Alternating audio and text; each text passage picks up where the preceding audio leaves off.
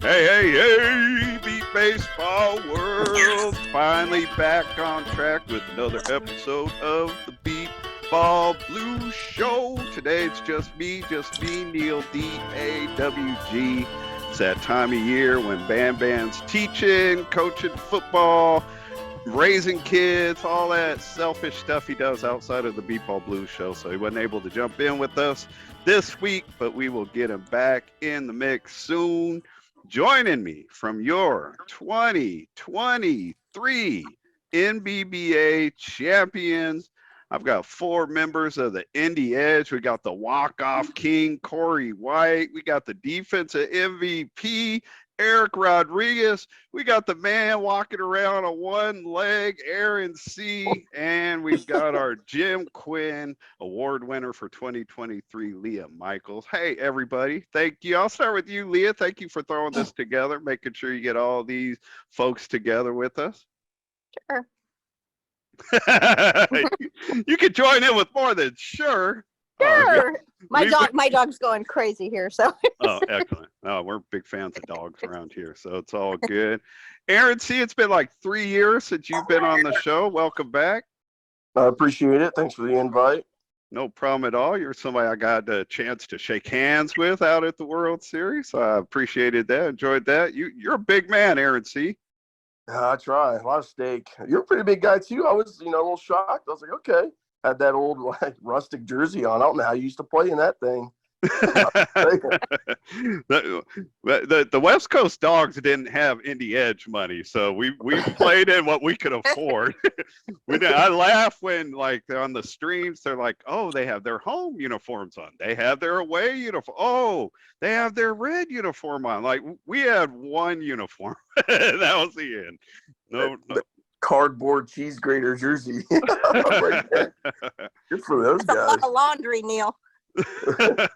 Well, I did have a couple versions of my own, but we didn't have different colors or different versions. Yeah. Most of us did buy, laundry at the World Series, especially when you play. You guys know what I'm talking about. When you're playing 4 or 5 days deep, you need those extra jerseys. Oh yeah. E, I appreciate you jumping in again. This is like your 7 billionth time you've been on the Beepball Blues Show, I think. Somewhere in there. Yeah, thanks for having me, brother. I always like coming on and talking to the people. I always like having you on. We're going to dive into your season and all the seasons. If you guys would for a minute, though, because this is Cory White's first time on the show. Man, Cory, if I could get a little background on you, just, I always like to find out how people ended up playing beat baseball, man. What's your background? How did you end up with us? I went to the blind school with Erik, and I used to hang out with Erik and Tyler, Miguel a lot growing up. And we all went to the same school. And one weekend, I went to Lisa's house, and Erik was already playing. This is around the time where they didn't want any kids to play Beepball. You remember that? Have we gotten yes, past sir. that I point? do remember that, Mr. Cory. Yeah, they didn't want us to play, and the only team that would pick us up was the Comets.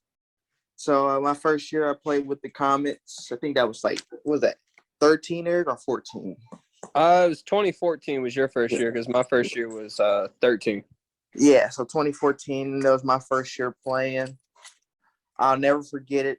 I got I let Sam from the Comets cut my hair, the girl. Oh, yeah, Sam Smoker. Yeah, and she gave me a mohawk, and I looked like Mr. T.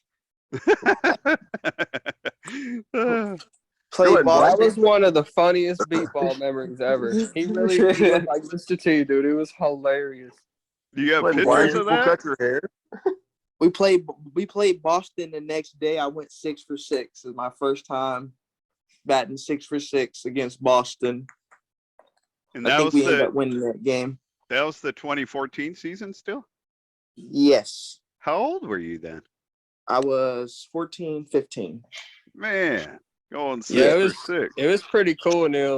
That was I'd say probably one of Cory's first big breakout games. This boy was hitting third row balls as a 15-year-old. It was crazy. It was nuts. I know from your brother Cory was on the show. Golly, it's hard to believe it. I think that was like 3 years ago now. But talking to him about, that background, getting into the sports, he was talking your whole family up. Like you come from a sports family, right? Yeah, man. I played football, played basketball. I did it all, but I stuck with Beepball. I think that's what got my attention, and that's why I've been sticking with it. How long were you able to play football? What age did you step away from football? I did play Pee Wee for like 2.5 years. Turned around, dude. Ended up going to high school, and I played high school football for a little bit. I was second string corner back for L. Lawrence Central when I left the blind school. All right. And that's really all the sports I attend. I played basketball for Lawrence a little bit. Fair enough. Fair enough. Well, cool. I appreciate all of you let me indulge a little bit here. Having Cory on. Go ahead. I can't forget about the blind school. Me and Eric together won a couple conference championships there. Playing what? Like goal ball? Okay. I got a conference championship in goal ball, and we could never win track. We always got second. We always lost to Tennessee. We won a couple in wrestling too. It was pretty cool. Like we kind of ran it when we were at the blind school together. It was me, Tyler, Cory, Chris. Yeah, no, like we had a squad. I went to public school. I didn't go to school for the blind, but I've never really heard that there was this much interaction in like the competition between the schools. I didn't realize there were conferences and whatever. I mean, that's really cool. I mean, I can't really speak for the other ones, but right. I know, like, because we played with, I think there was about 8 or 10 schools, like blind schools that were kind of in our conference. Mm-hmm. And man, everybody took it pretty serious. Like, everybody was wanting to win, and it was pretty serious how we took it. It was competitive. I'm actually the wrestling coach at the Indiana School for the Blind. Are you? So, I wrestled my whole life, and got 4th in state in 2012 before when wrestled in college for a year. So me and another guy named Dave Brown are the coaches, and there's a whole conference. Tennessee does like a hybrid though. They wrestle a public school schedule, and we get to go to a couple of their tournaments. So when we go down there and wrestle them, it's all public schools besides us. Tennessee, Georgia comes sometimes, and Missouri. So yeah, man. Why you say it like that? Yeah, Missouri. Well, they have a little different rules. Like with he ain't been to Missouri School for the Blind. That's why he's saying that, Big A. No, it's because they have different rules, like with ages and things. Because we just don't have a lot of. It's hard to fill a 12-man lineup, so we have to Missouri can only wrestle middle schoolers, only wrestle middle schoolers. So it's a little hard sometimes getting matches with them. So I don't know much about them. Fair enough. All right, let's jump into the kind of a round table about the 2023 season in general. Obviously, it was successful overall. You guys just won your 2nd championship together. AC, man, I want to start with you. When I put out my own personal rankings and had you guys at 3rd, how much hate did Liaa throw my way? Because I feel like I might damage my friendship with Liaa for life. Oh man, you were a household name for a while, buddy. No, it is what it is. They're just throwing things against the wall, so we understand. I like flying under the radar. Put us at the end. We'll play some of the good games. We don't care. No, we didn't throw too much shade on you. Told everybody to stop following you on Facebook. Stop listening to the stupid show. He doesn't know what he's talking about. Spam. Yeah, I can back up Big A. We wasn't throwing too much hate your way. We were just like, dang, okay, well, we got to get better. That was our mindset with it, honestly. in all fairness, I mean, just like my own approach, like I was kind of just keeping rankings. Like after each tournament, I was shifting stuff around or whatever. So I looked at my own rankings more than like a ranking ahead of the World Series, just more of like a power ranking I kept during, over the summer or whatever. And I just posted things the way they kind of ended. Now, I heard you on Richie's Big Noise podcast talking about it. It's like, I'm not the only one who saw you guys as not playing at as high a level as you could play at. I mean, you admitted that you guys weren't, on the same track at like in July this year that you were last year. Is that fair to say? Yeah. Oh no, it's 100% fair. I mean, Aaron knows this. He's been in sports his whole life. He's played, sports at a high level. Me and Cory have literally played sports since we were like kids. So like he knows the game too. Like teams go through growing pains, and Absolutely. we ended up getting it done this year. But I one thing I'll say is, I think though, if I could put it into one word, it'd be adversity. We learned how to handle adversity this year, and I think we're a better team for it. And I think going forward, we did back to back, and honestly, I think if you ask most of the squad, we'd be like, dude, we could have done a lot better.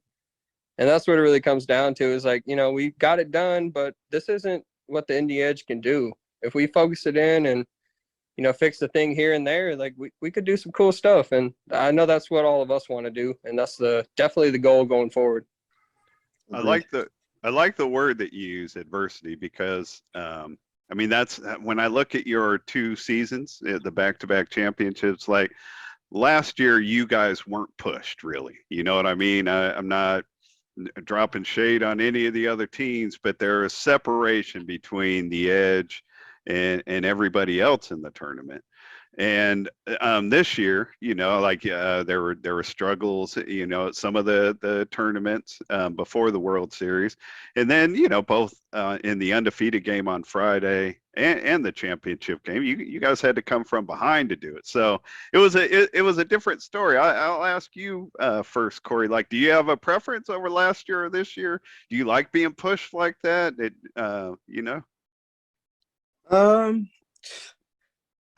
What I say about it is, I kind of like those back and forth games more than just going out there and stomping on a team. Yeah, it's fun, but I like the sport to be, I love that it's more competitive and a lot of teams are getting better. I'm kind of looking forward for the team to kind of hit the Paralympic line, so I want the sport to get better and I want people to get better. And yeah, that's the type of games I'm looking forward to. I feel you. I played from 87 to 2009, and the 1995 tournament always stands out to me because like Fort Worth, Austin, Houston, Chicago, Wichita, and our team, the Dogs, like we all were pretty evenly matched. Each game between any of those 6 teams was a really close game. And I felt like going into the World Series, like our top 4, the Fire, the Edge, the Thunder, and the Jets were more evenly matched this year than any of our top 4 have been in a long time. Liaa, you've been kind of quiet. Neil, go ahead. Yeah. Let me I've been around Beepball since 2008. And one thing I gotta give a shout out to the league for, dude, this was probably the most competitive like World Series I've ever seen in my life. Nice. Like you said it perfectly. Like the top 4, it was like they were all so evenly matched, but like most of the teams, like like they would be better on defense than say the other team, or like vice versa. Like there was some crazy games this year, and I thought a lot of people showed up. Yeah, speaking of the crazy, I figure we'd save it for last. But if you guys have any thoughts on like how things played out because of all the heat and all that stuff, we could the heat index, like delays and all that stuff. We could talk about that. But I figure that's a little more on the boring side. We'll save it for last. Liaa, you've been quiet, so I want to try to force you to talk. But any thoughts from you, like comparing the first championship to this one? How the season played out? Yeah, I think I have to agree with Erik. I think that last year we kind of walked through everything pretty easy, and this year we had a lot more competition. And I think, all teams have been working really hard, and I think it showed this year. I think we still, have a lot of growing to do on our team, and we have a lot of things to work on for next season. But I definitely think that the teams are getting stronger, they're getting better, which is great for the competitive side of Beepball. I think that's good for other teams that haven't won a championship to hear both you and Erik have mentioned, and Cory, like you guys talking about how you guys just won back-to-back championships, and you're seeing how, like, there's still room to grow. There's things you can work on. Like, what fun would the game be if, like, you didn't still have some growth, so something a goal to give yourself, something still to achieve. So. Sure. Yeah, I think it's good for. It was the crazy thing this last year was the amount of home runs that were hit. Oh my gosh. That's what blew my mind. Like I think going into this World Series, if I'm not mistaken, I think the most home runs we ever had in the World Series was like 3. Dude, we beat that. 2. I think it's 2. Yeah. Okay, well, we beat that record on Tuesday. Yeah, the first day. That's crazy. In the first game. Cory, let me ask you about yours. As I heard you hit it like it was your first pitch of the entire tournament. Is that correct? Yes, sir. When you hit a home run, I didn't hit 4 in my career. And when you hit a home run, you go up there and you just swing. You really don't swing hard. You don't know that you swing that hard. You just hit the ball, and it doesn't feel like you swung hard. It's just like a smooth swing. And I never know that I hit a home run until I come back from the base, Yeah, no, I wanted to ask you about that. I almost hit a home run if it matters. I still think you did, Erik. Man, it was messed up near. They did me wrong, brother. Erik, I think you had that one, bro. I think they just called you. They didn't give it to you, man. I think you had that. Yeah. Either way, it felt like a good hit. That thing felt We had no base judges in the back. We were doing our own. We were roughing it. Yeah, we were roughing it. So right before that game, the day before, I talked to Jason, head up, and I was talking to him, and he was like, "Is you going to show out this year? Are you going to hit another home run?" And I was like, "Jason, just for you, the first game I'm going to hit a home run." I love stories like that. While we're talking about home runs, Cory, this is my first chance I've had to ask you about this. But let's for a second go back to the 2021 championship game. Oh, wow. It's the bottom of the 6th inning, last inning of the championship game. You guys are down 7-6. You hit a 2-run shot to win the game. I guess the first thing I'm wondering, because you already talked about it a little bit, how quickly did you know it was more than you just tying the game, that you hit a home run and won the game? How fast did you know that?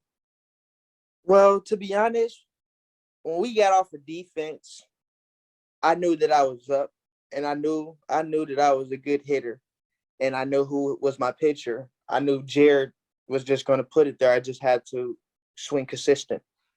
I didn't expect it to be the first pitch. I did not. I did not think it was going to be the first hit. I thought I was going to strike a couple times and then hit it, but no. What all I can say about that is 21, I lost my grandma a couple months before the World Series. Mm-hmm. And all I can say is, man, my granny took that ball when I hit it. She grabbed it and pulled it to the home run line.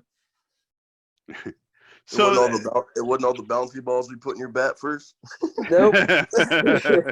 Been corking bats over here, Neil. Don't tell nobody. So are you saying you knew, did you know off the bat you hit a home run?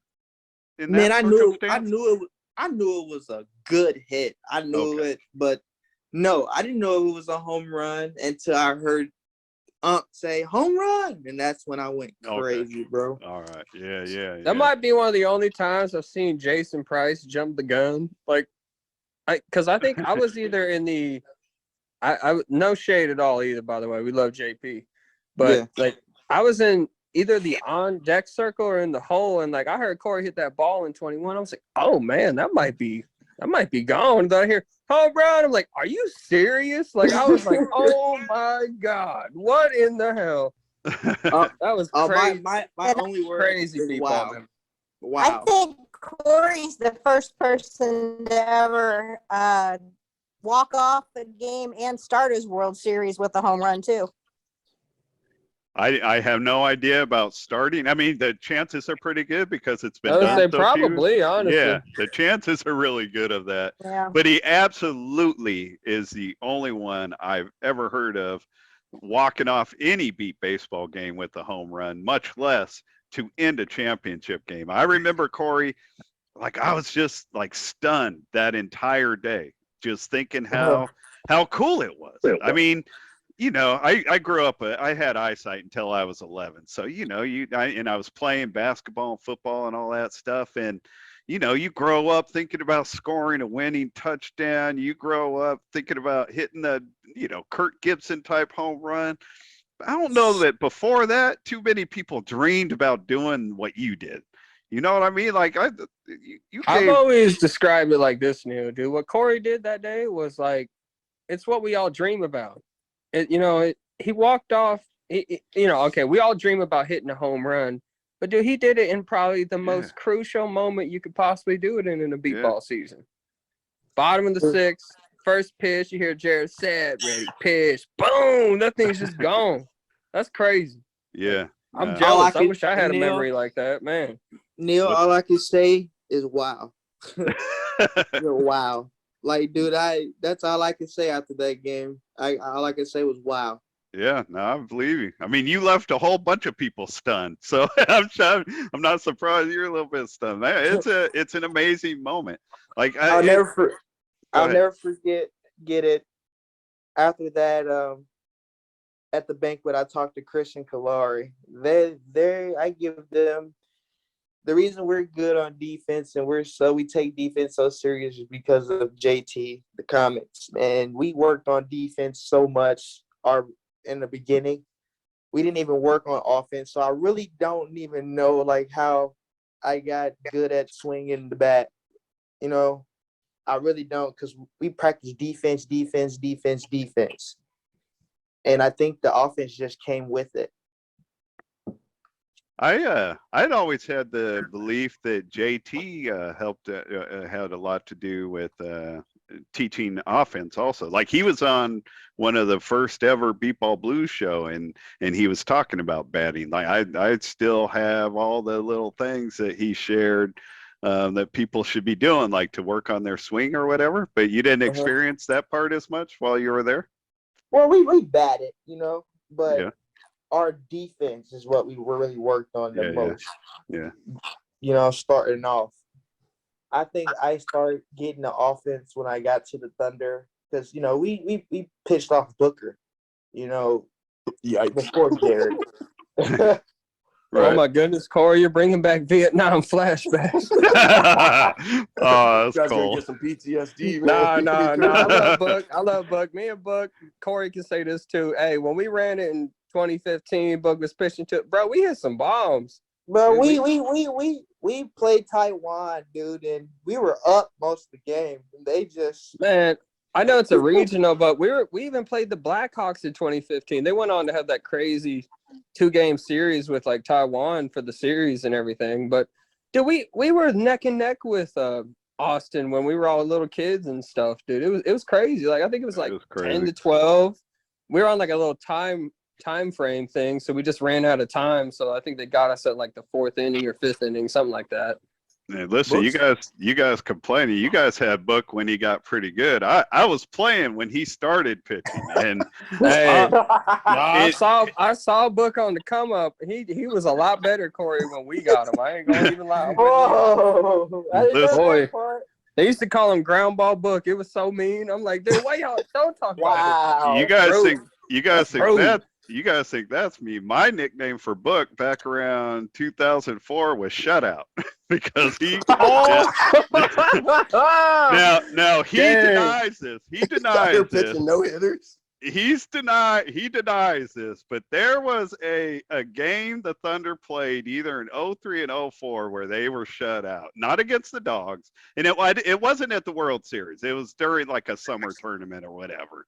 But he denies it. But I wouldn't have just started calling somebody shut out because they didn't shut somebody out. You know what I mean?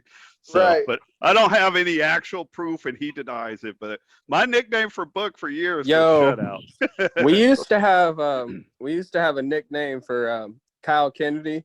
You know, we used to call this man One Run when we were on the Oh. Thunder. Uno. And the reason was because we had a game in 2018 against the Edge, and it ended up being 18-1. Dude, So, everything. like, And it wasn't even that they were hitting bad, dude. They were no, hitting dude, bombs. that was probably some of the best defense that whole Thunder team ever like played together. Like, no, we were just going crazy that day. Like, Kyle pitched a good game, but he still only got one run in there. So like that man, we used to call him that, and it was kind of mean, but he we love him. We love him. Where you guys Crazy you to guys me. you guys call Book ground ball Book. We used to call Greg Parr ground ball. We just call him ground ball Greg. Or we tried to make it just sounded out like Gurjaja, or I don't even remember how we said it, but we called Greg ground ball Greg for a long time. So let's jump into a few things, because honestly, man, you guys have been setting history. I don't know if you guys know that, or equaling history in one case. So Cory, your brother Corion, Erik, the three of you have now won 7 straight championships, equaling what the players on the Austin Blackhawks I love my did. brothers, Neil. Yeah. I love them to death, but I'm the only one that has 7 straight. Yeah. Really? I didn't know that. You know? No. Yeah. No, and I don't mean that I to didn't make me play- sound like a cocky douchebag. No, you're I'm not good. trying to- No, fill me in, because I thought that you guys were all together for the 5 on the Thunder. Cory and Corion have 6, so like I mean they're just a step behind. But yeah, it was Alright. because of 2016. Cory and Corion didn't really come on to the fold or whatever, if you will, until 2017. Okay. All right. The year we played Taiwan. Yeah, that where we double dip Taiwan. All right. All right. Fair enough. Well, then that, They're still cold though. And is Miguel at 6 also? Was he Yes. with all 5 with the Thunder? Yeah, Miguel's Actually- at 6. Okay. Yeah, Miguel's got 6. No, but I mean, 7 in a row was only done by the players that were on the Austin Blackhawks from 92 to 98. Nobody's done more than 7. So if you you get another one next year, Erik, man, you're setting history. Let me You're setting history.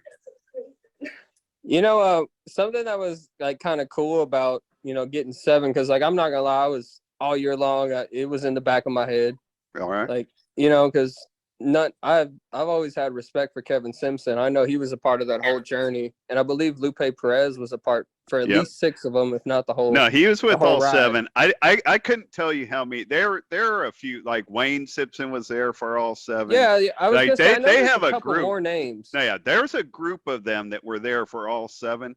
I don't know the whole group, so that's I'm not gonna lie, it was honestly, for me personally, it was. I don't usually focus on things like that, I'm always just, let me get better at defense, let me swing this bat better. That's usually all I'm thinking about. But like this year, I was like, damn, I got 6.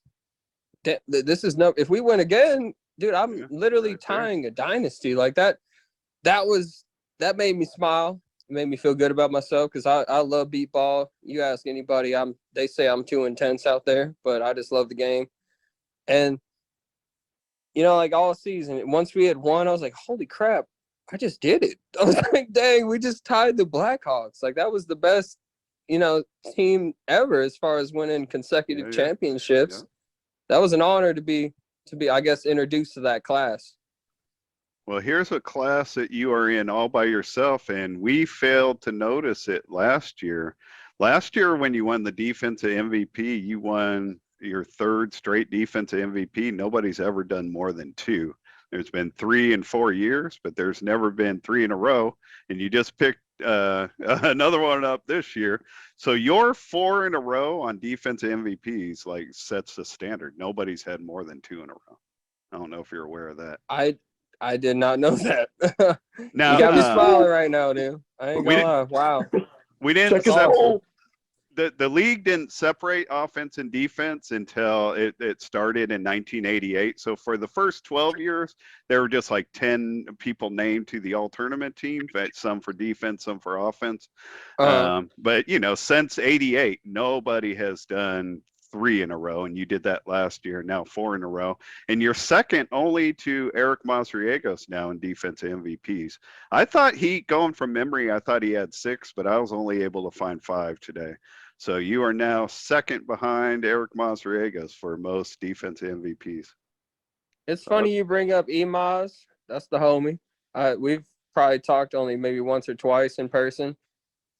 I looked up to Erik a lot growing up, and yeah, I didn't even know that.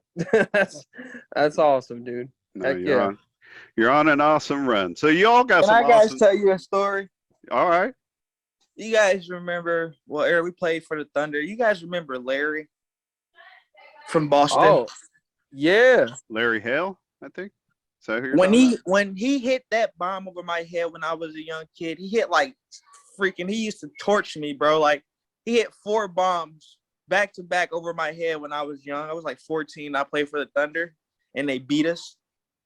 That's what made me want to learn how to hit, and get my hitting down packed. Yeah. Him hitting the ball like that. He used to hit sky balls, dude. Like they won't touch until he get the base. I remember it was Larry Hale, and dude, that was Christian Thaxton. It was either his rookie year or his second year, dude. Christian, that boy's had a problem with the ball since he started playing. Like him too. Yes, man. Dude. That's who made me want to start hitting the ball and losing it. Them too. They can lose the ball, dude, and it's crazy. He's one of our. We talked about. There were 10 total home runs hit at the World Series this year. Both Christian Thaxton and David Smith hit 3 apiece. That's and then wild. we had Cory White, White Lightning, Bill Landrum, and Justin Holland each hit 1 apiece. We gotta give a shout out to the old squad. We got Billy. I've known Bill since my first year playing. I'm glad he got another home run. And then Dustin, the youngin. What's his name? Youngren? Isn't that his last name? Yeah. Dustin, Youngren. I saw him hit that home. Dude, that ball was smashed. That thing was gone. Like I was like, wow. I never heard anybody talk about Dustin's power before. I wasn't ready for that, but that dude's not White Lightning anymore. That's Thunder and Lightning. He's got that both. was kind of the crazy thing is like, dude, if I'm gonna keep it totally a stack, I've played defense for 10 years now, 11 years if you want to count the COVID year, and dude, Dustin really wasn't a power hitter. Like, dude, I don't know what happened this season. Dude, that boy, I don't know if he was eating his beanies or something, but man, spinach. He came out and went crazy. It was awesome. Yeah, shouts out to him for working hard. Definitely. Look, we need to jump around a little and get Liaa and Aaron mixed in. But Cory, before I go to Liaa, I want to ask you about walk-offs. You've now walked off 2 of the last 3 championship games. As far as I know, the only one in the league history that's got 2 is Lex Gillette. He did it in back-to-back years in 10 and 11. But man, I've talked about walk-offs on the show before. Like, it's more than just coming through. Like, your number has to come up at the right time and the right moment. Like, where do you feel like being in that moment? Like, are you getting used to it because you're always there? Do you dream about that moment? But, Bro, I literally dream about being in that position. Like after my first home run, the walk off. Well, that wasn't me my first home run. That was my 3rd of my career. Right. After that one, it was just like, dude, I live for those moments. I want to be in that spot. I want everybody to depend on me. Like, I love being in that position. Right. The pressure. And all my life I've been under pressure. It doesn't faze me. That's where I want to be at. You certainly respond in that moment. I like literally I played for over 20 years, and I said on the show that I can only think of 2 times that I was even in that position. But now that I think back, I've only been in that position once, like in a World Series game. Yeah. Some of our other like local games here in California, whatever I have, but at the World Series, I've only been in that position once, and I didn't step up, Cory. I failed, man. Yeah. So, It's a lot of pressure, but you gotta put it behind you, and do what you know you can do. Yeah, no, definitely. You don't go up there thinking like, yeah, I'm gonna do it. Well, you do want to do that, but you also want to go up there not with a big head, but you want to go up there confident and Well, I don't even know how to explain it, to be honest. It's just shoot. I would think in a lot of I don't know. ways you got to treat it like any other at bat, so that you don't make the moment too big and distract yourself in a way. You know what I mean? I'd like in my own like thoughts, I would think like in that moment, I would just be worried about like my fundamentals.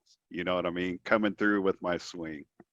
I remember telling C. White, and you can ask him, I tell him this all the time, give me 90%, baby. You give me 90%. You don't want to swing for the fences. I think we might have lost Cory. Well, I'm sure we'll get him back. Liaa, are you with us? Yes, I am with you. Excellent. I've already said during this episode, my very first year, I got to attend the 86 tournament for a day, but I wasn't playing or anything. My first tournament playing was in 87. And I remember when the at the banquet when they're giving out awards, and they gave out the Jim Quinn Award, and I'm 19 years old, my first year. I got no idea what it is or why, and I was sitting next to Dave Horn. For those who remember, he was an umpire for about 10 years, but he was the spotter for the first first three teams, I guess, I played with at the World Series. But I remember like, what's this award? And he's like, man, this is the MVP of the entire league on and off the field. And that has always stayed with me. And that's the way I look at that award. So first, super cool way to think of that. That's really never thought of it that way. I mean, I didn't come up with it on my own, but I've never stopped thinking of it that way.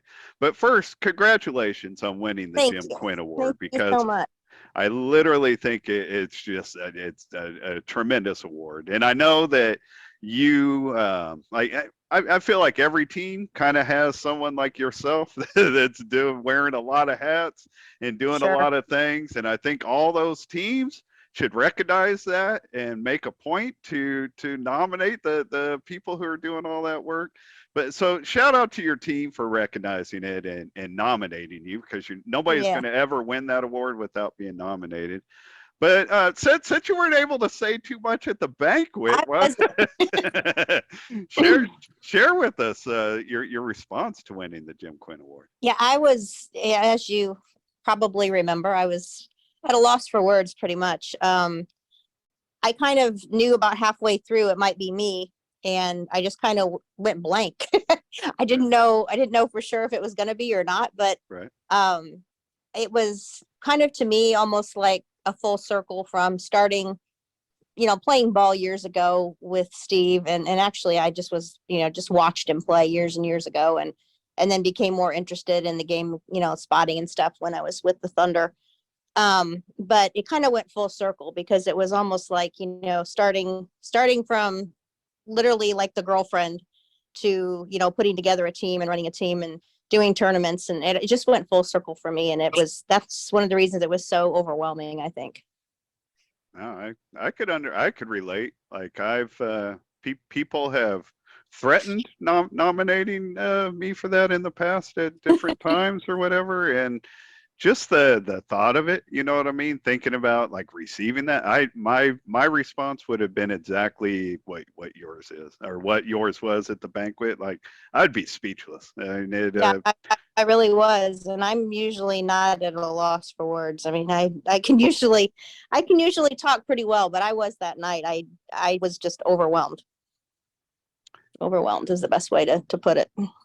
But it was a great overwhelming feeling though, and I've gotten, you know, just tons of people that, you know, follow me on Facebook and, you know, et cetera, that have asked more about it. And when I put it out there. So, I mean, not only did it, you know, mean a lot to me, but a lot of people that, you know, I have as friends on Facebook wanted to know what it was, what Beepball is all about. And, you know, spreading the word too about, you know, the sport that means so much to us as a family.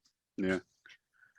And really, again, I mean, the family more than just, to me, you know, the family's more than just, you know, me, Kyle, and Bree and Steve. I mean, the family that we have, you know, as a team is huge. I mean, we're all very close. Whenever like beepball conversations coming up, especially talking about the World Series, like the word family always comes up, and we're not talking about blood relatives all the time. You know what I mean? It's so many of us look at it as a huge family reunion. And like I lived it again after I hadn't been at a World Series in 14 years. And I never, at any point in time that I was at the World Series, felt like I ever left. Like I felt like I was right back at home. It does. It just seems like you're back where you left off. So I can't stress enough that I appreciate that your team nominated you and recognized what you're doing, and I encourage other teams to do that. You know, Roger Keeney, who's no longer with us, also was awarded the Jim Quinn Award. And I did another show, the Eyes Free Sports podcast with Demetrius Morrow, and we talked about it. And Demetrius said it well, like we got to give people their flowers while they're here. You know, if anybody out there is seeing like someone on your team wearing all the hats that Liaa wears on the edge, like recognize that and you know, start writing it out and nominate them, because they deserve to get it while they're here earning it. I think. So, and I know just from following that's for sure. And I think too, we lost her. No, I was gonna say a lot of times I think, are you there? Yeah, you're buffering a little bit. So, but go ahead. You're clear now. Okay. No, I was gonna say, I think one of the things that for, you know, doing all the things that, you know, a team manager or whatever you want to call me, is, I think it really is one of those jobs that, you know, you have to do it and you want to get it done, but it's not one of the most glamorous things you can do. And no one appreciates it. Well, and sometimes I think it's overlooked, and for other people out there that are doing it, I mean, hats off to you, because I know the work that it takes to put everything together and make it run smoothly. Now, I feel like every team, and I've been saying this since like the 90s to helping other teams get started, I feel like every team ends up with one or two people that do the majority of the work, carry the majority of the stress. I realize not every organization's the same, but I do believe that most teams fall into that category. Yeah, and in a lot of cases, they're carrying a lot of weight, spending more money, spending more time, whatever. So again, just teams should recognize that and give them the love while they're here doing it with us. AC. Well, I was very grateful for it. Yeah, no, certainly, and congratulations again. Aaron C., we put you to sleep yet? No. Dude, let's get an update on you, man. I know you talk about the injury to your hamstring, because you got injured early and you ended up playing the majority of the tournament on a bad wheel, if I understand things right. Yeah, I blew her out on turn 3 at IMS here in Indianapolis. What was that, Thursday morning when we had to play those, 6 a.m. games? Yeah. A man of my mass, doesn't get warmed up that well. I just, popped it going down the first baseline. Luckily, I had Bree and Liaa. They were there to quickly try to figure out what was going on, putting different, heating things on there. I had Eric's Thero gun going on it, so a little extra precaution for the Boston game, just doing a lot of, or not Boston, the Philly game, just doing a lot of stretching. Kind of just felt like somebody was pushing on the back of my leg the whole day. Oh, And okay. then now I'm doing physical therapy every Monday at 2:00 for like 4 to 6 weeks, depending on progression.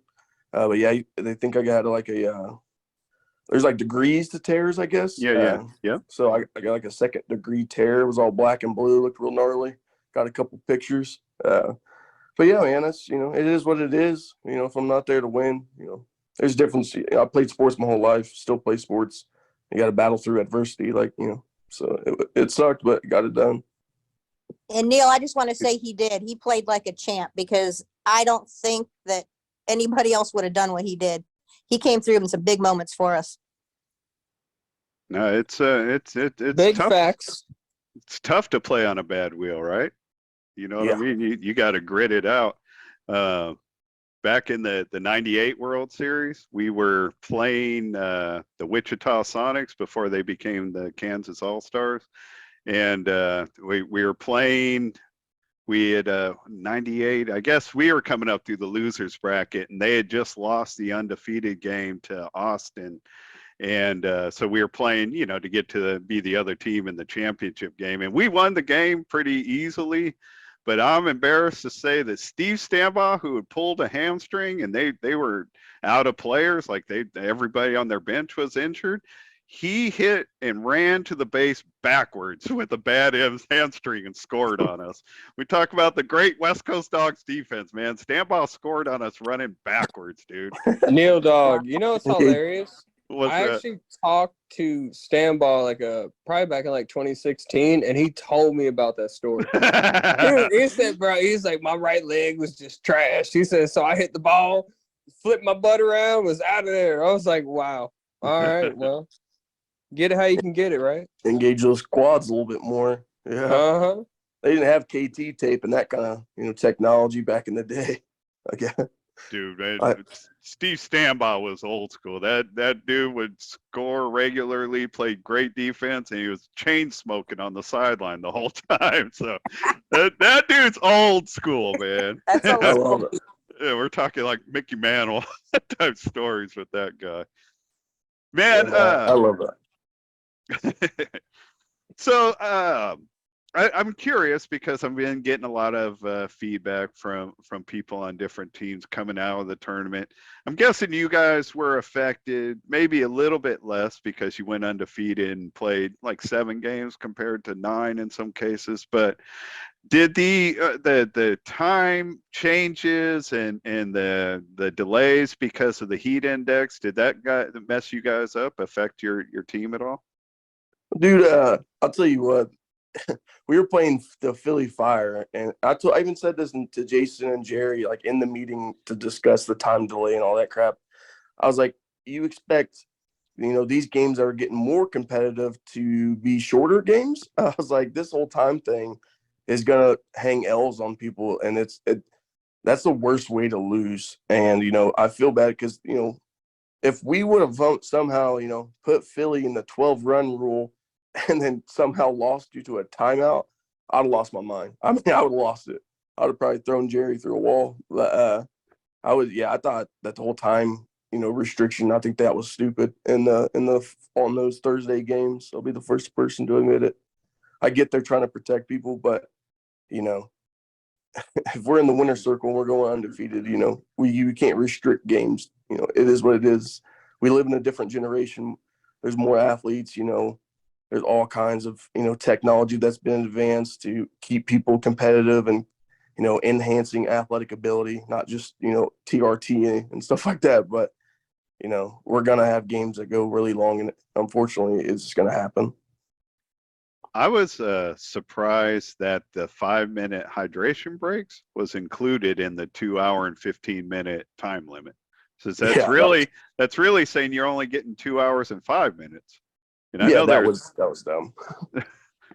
I mean, I don't know what went into it. So I don't know. I'm trying to hold back a little bit on not being too harsh on my response or whatever, just kind of gathering information. But that seemed limiting. Erik or Liaa, do you guys have any comments on all that?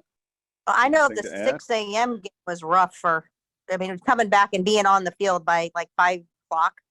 to be ready to play at 6 was, After you like know, an 8 o'clock p.m. the night after before. like, yeah, exactly. Waiting till 10 o'clock for them to figure out what we were going to do. Yeah. It was kind of rough. And I'm kind of with Aaron. I think that I'll say it was really one of those things where that was definitely the earliest Beepball game I've ever played. Man, I was like, wow, it's like the sun ain't even peeking at us yet, and we're already about to get active. Like, what is going on? And there wasn't ample time to get, like Aaron said, to get warmed up and to stretch. I mean, because, nobody wanted to be out there at 4:30 in the morning. I think I had my jersey on because we didn't even know what was going to go down until right, like we were 6:30, 7 o'clock. So like I was literally still all sweaty and smelly, and we had met up at the main hotel because we thought maybe we'd have to go out and play a 9 p.m. game. Yeah. But yeah, we ended up having to play that next morning, and so yeah, it was a crazy. What was that? Wednesday going into Thursday or something like that? Yeah, right. That's when I got there. It was Wednesday night. And then I'm just like learning. I knew the Wool game. Like as soon as I landed in Oklahoma, I called Axel Cox thinking that the Wool game was going on. I wanted to know if I'd be able to make the Wool game or not. I was literally going to take my luggage and everything straight to the Wool game. And he's like, no, I got canceled. But that's all he told me. I didn't know until I was at the hotel that all kinds of games were canceled. And it was up in the air what was going on. But that was the first time I've ever played Beepball where like we stopped playing because of the heat. I was like, wait, what? Yeah. And it was kind of funny because on Tuesday, I swear it was hotter. And they didn't say nothing to us. There's been a lot of discussion on that. There's been a lot of discussion that it's been there's no consensus on what the degree was that called things off and what the degree was on Thursday or when, like there. I don't see people agreeing. I will say one thing, it was hot. Like, don't get me wrong, it was not cool, but like, I don't know if maybe it's because, we'd all been out there Tuesday and we just got used to it, but I swear on Tuesday it was hotter than Wednesday when they called it off. I swear it was. I think going forward, it's something the league's going to have to plan for kind of ahead of time, really, because more and more cities are coming up with these heat restrictions. So in Norman, when the heat index, and I don't know what the number is, but when the heat index reaches a certain number, nobody. I think it was like 110. Like like I said, it was hot, but I think it was 110. But I don't know what their threshold is for where they have to clear fields. But when it reaches that, whatever the number is, between 3 p.m. and 8 p.m., nobody can be on their city facilities or city fields. So, I mean, I understand that MBBA was handcuffed, but where I think that all cities have these kind of restrictions now. And so I don't think that we could plan for it afterwards because it hurts too much to have to shift things, to do it at the last minute. Like I actually agree with you, Neil. I think you're 100% right, because I don't think any of the teams were even like, no one got the word that like this was even something that we could possibly have to face. I don't think it was the first time though. I don't think the MBBA knew it was something they could face. Yeah, and like I said, I've been around since 2018. I remember, or not 2018, 2008. Like we were in Houston my first World Series, and it was probably about the same temperature it was in or where were we at? Norman? Yep, Norman. And I don't remember that ever happening, ever. Beaumont was worse than it was this year. Oh, I'll die on that. It was definitely more humid. He ain't wrong about that. Well, we just keep picking all these, we're playing in the last week of July, first week of August, and we're going further, south. Like, hey, maybe we don't go where the Satan's armpit is, and it's hot as hell. For real, like, let's pick some northern states if we're worried about heat, because you're right. Every year it seems like it's getting worse and worse. It's like let's just be conscious of it. These last couple World Series, man, it's been toasty. Yeah, Even Kansas was hot. Yeah, Wichita was really hot also. I wasn't there, but I know what the heat got up to or whatever. The difference now though is there because kids it has a lot to do with like high school sports and stuff. Kids and people have been having problems with heat exhaustion, and so to protect themselves, cities are implementing more rules than what was before. And I didn't even realize until talking about it here on the show with Bam Bam, like he has to deal with that as a football coach. And it's not something he had to deal with in the past. It's their new restrictions. And I haven't looked ahead to see what kind of restrictions St. Charles might have. But if they have any rules like what they had in Norman to where the fields have to be cleared between this time and that time, like they can't decide that at the last minute. It screws up everything with volunteers. Teams don't know what's going on. So I think the MBBA has to be proactive at this point and see what kind of restrictions St. Charles has. And whatever they are, we need to try to avoid like those time slots because you can't predict when that heat index is going to hit or not.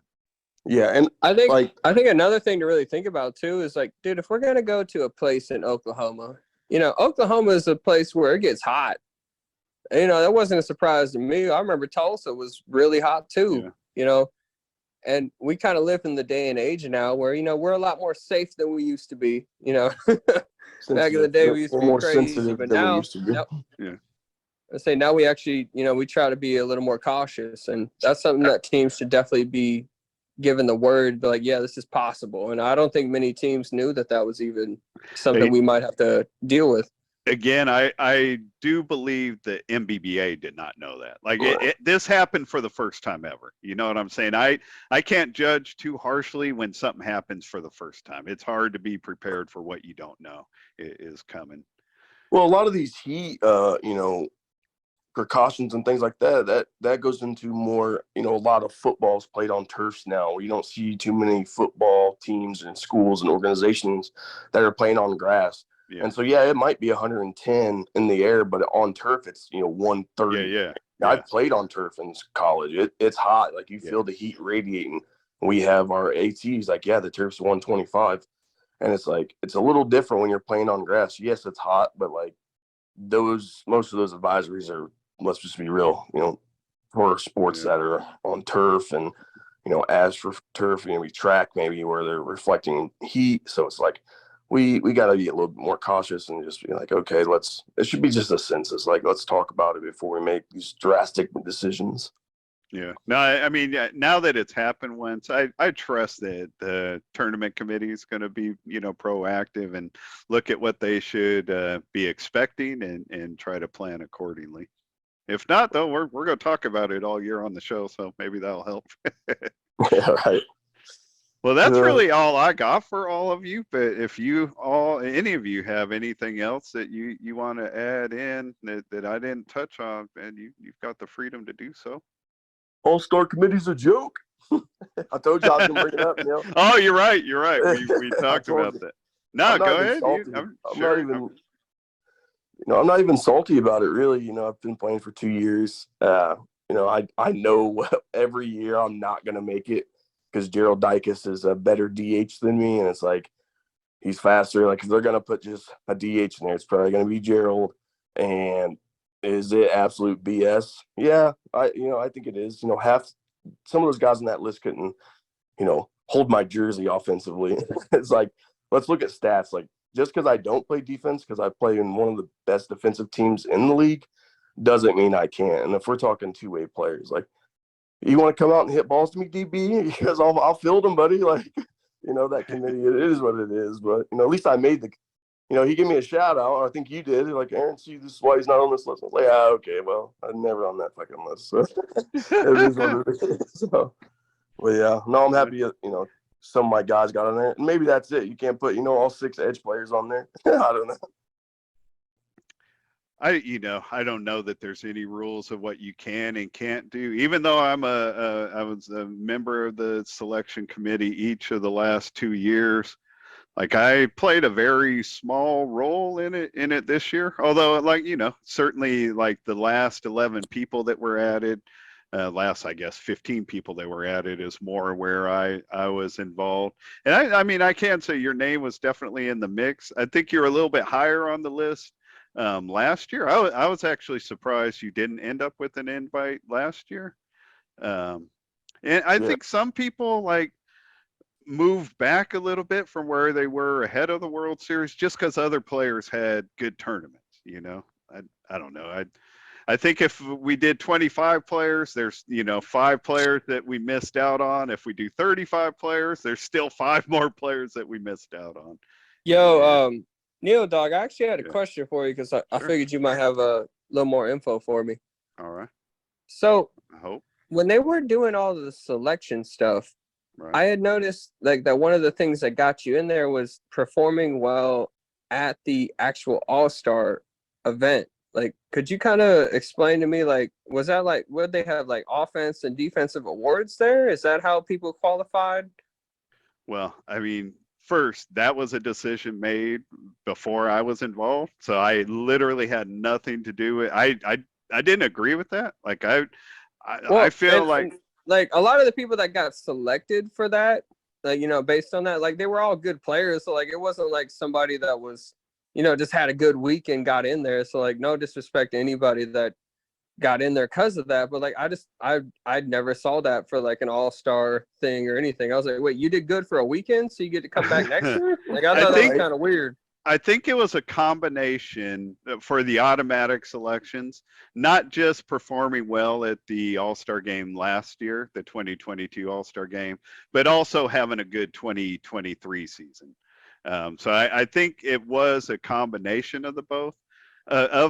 But I felt last year and this year that, I mean, if we're doing an All-Star game, let's do it on, do the 2022 All-Star game on the 22 players that deserve it. And same with, I don't think anything about the 2023 All-Star game should have touched on the 2022 season in any way, shape, or form. No, yeah, I agree with you 100%. Like, it's like the NBA or the NFL. Like when you make the All-Star team in the NBA or you make the NFL, the Pro Bowl, like, dude, it's based on what you did this year. Like, and like I said, none of the people that got in based on those parameters were like, bro, no, they're good beepball players. I'm not trying to throw any shade at nobody. Yeah. But like, it should be, we should do we took 34 people this year, right? Yeah. And we should do from 1 to 34. Those people should be selected. They should have their score named out. Like, I just thought that was weird because we started off with 19 people that already made it in there, and I just was like, wait, hold on. Why? I had to start. Exactly. It was like, why are we doing this when it's so, like, me personally, I was the number 1 pick in 22. Like, that was a cool moment. They said like Eric's the unanimous number 1 pick. That was cool. So I know everybody that was selected in 22, let's do it like that again. You got to earn it every year. It doesn't matter what you did the year before. I don't know. That was the only thing that I was like, that was kind of weird, but still a cool event. It is. To be honest with you, even in 22, I came out of it feeling like some made it in on reputation more than what they did in 20.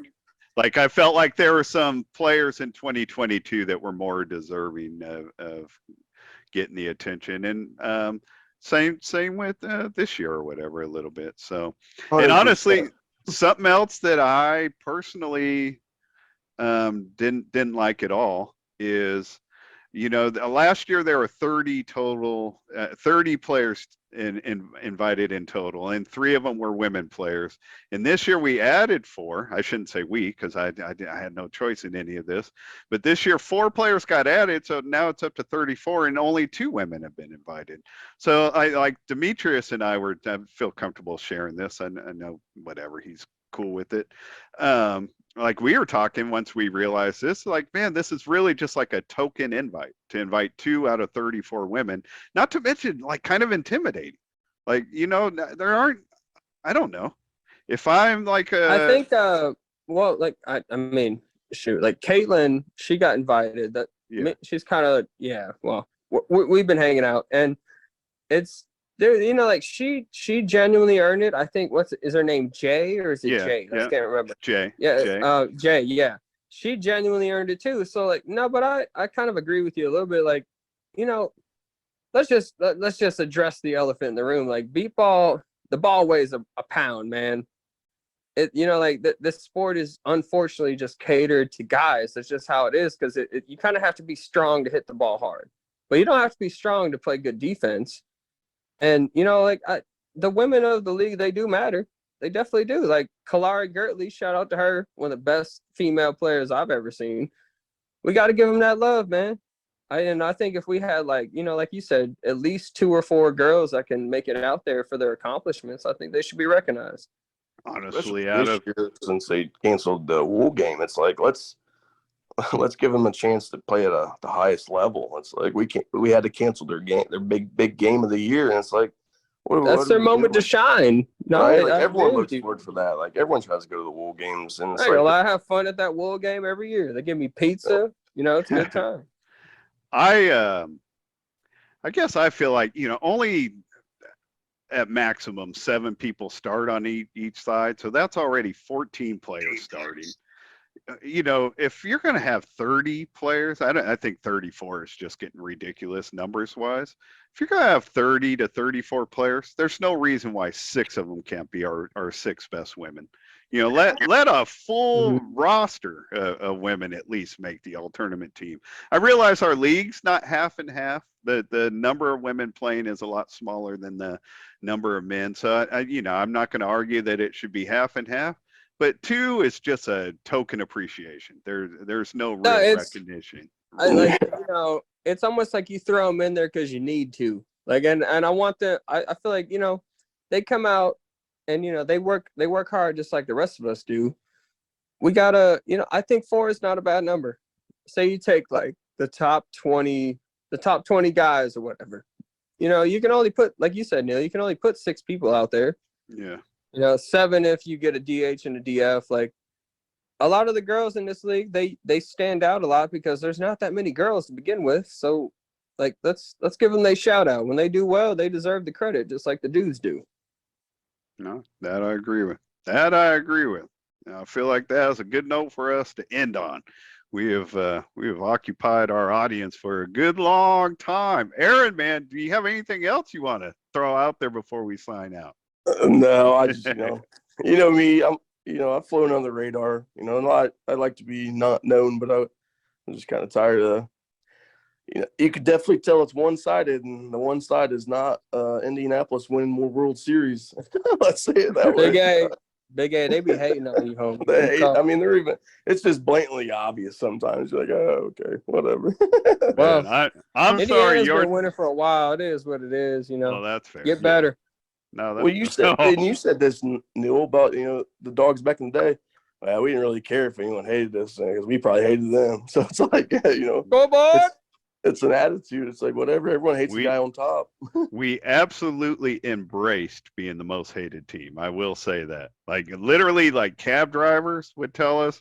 They're like, oh, yeah, I've been, you know, driving around all you players for the last 2 or 3 days. What team you play for? The Dogs? Oh, man, everybody hates you guys. Like, when you hear that from a stranger in a cab, it's like, all right, we're doing this right. I love being hated.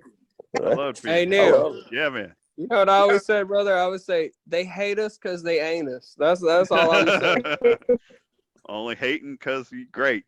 Don't hate because they're great. If they ain't talk about you, you ain't doing nothing right. I thought you said it well, Eric. Man, if you don't like it, beat us. You know what I mean? Put somebody else up at the title table, and you won't have to worry about it no more.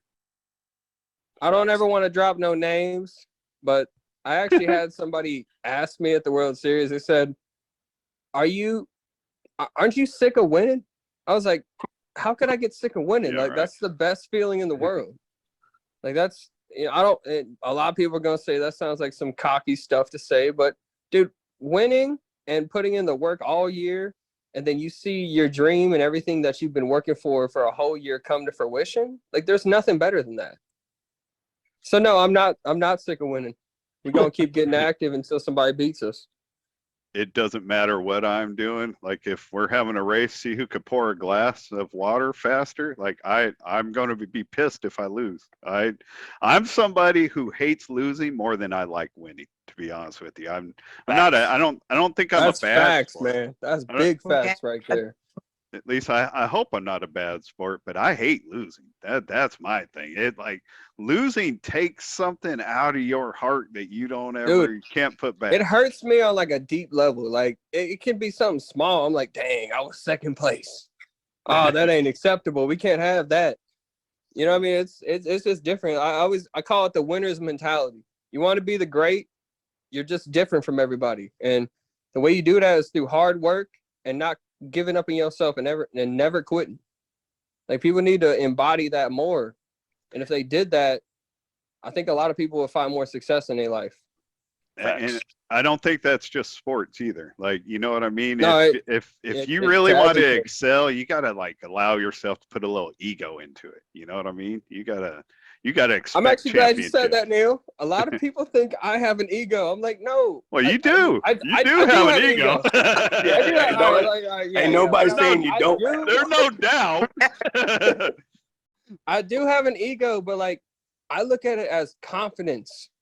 Like if you're not going to be confident, like at the end of the day, the only person that's going to believe in you, regardless of what's going on in your life, is you. So you got to believe in yourself. And when you start to truly believe in yourself, that's when the magic starts happening. We talked about pressure earlier, and that's the same situation. Like I love 2 outs, 2 strikes, 3 strikes. Give me my bat and stand back. I hit. He said, "I got to give you a good swing and hit it now." Right. Like, I've hit walk-offs. I've had some clutch hits. I love that feeling. And that's, say it's an ego thing. It's like, no, I perform under pressure. And I think that might come back from the wrestling background. It's like when you play a sport and it's all you can't look around when things start to get hard, So I think most people in sports have like that. You got to have some ego for that drive. Otherwise, what is the drive? You know what I mean? You got to have something in you that you're feeding.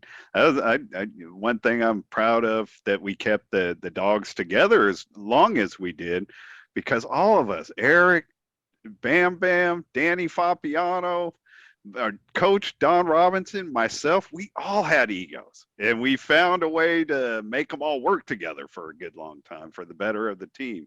But we all had egos. Like I'll never be afraid to admit that. And I think a lot of people, like you're the best figures in sports and acting or whatever, like kind of gets in the limelight. Like they all have egos. That's part of the drive, I think. Man, Neil, like you and me both, we have a different perspective because like, I was part of that Thunder team. Shouts out to Thunder. Great squad.